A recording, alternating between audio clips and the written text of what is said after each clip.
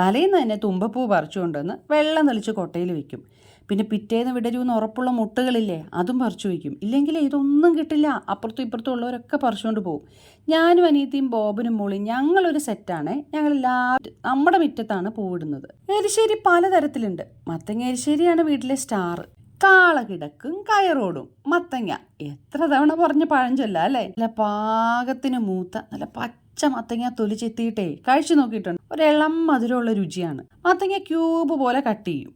തലേ ദിവസം കുതിർത്തി വേവിക്കാൻ വെച്ചിരിക്കുന്ന വൻപയറിലേക്ക് ഈ അരിഞ്ഞ കഷ്ണങ്ങളും കൂടി ചേർത്ത് ഉപ്പും മുളക് പൊടിയൊക്കെ വിതറി നന്നായി വെന്ത് വരുമ്പോൾ അതിലേക്ക് തേങ്ങയും ജീരകവും അരച്ചതും കൂടി ചേർത്ത് തിളപ്പിച്ചിട്ട് വാങ്ങി വെക്കണം. അതിൻ്റെ മേലേക്ക് വെളിച്ചെണ്ണയിൽ തേങ്ങ, കറിവേപ്പില, വറ്റൽമുളക് ഇതെല്ലാം നല്ല പുളിയുറുമ്പിൻ്റെ നിറത്തിൽ വറുത്ത് കോരി അങ്ങ് നിരത്തിയിട്ട് ഒരു 5 മിനിറ്റ് കഴിഞ്ഞ് നന്നായി ഇളക്കി ചേർത്താലേ എരിശ്ശേരിയായി.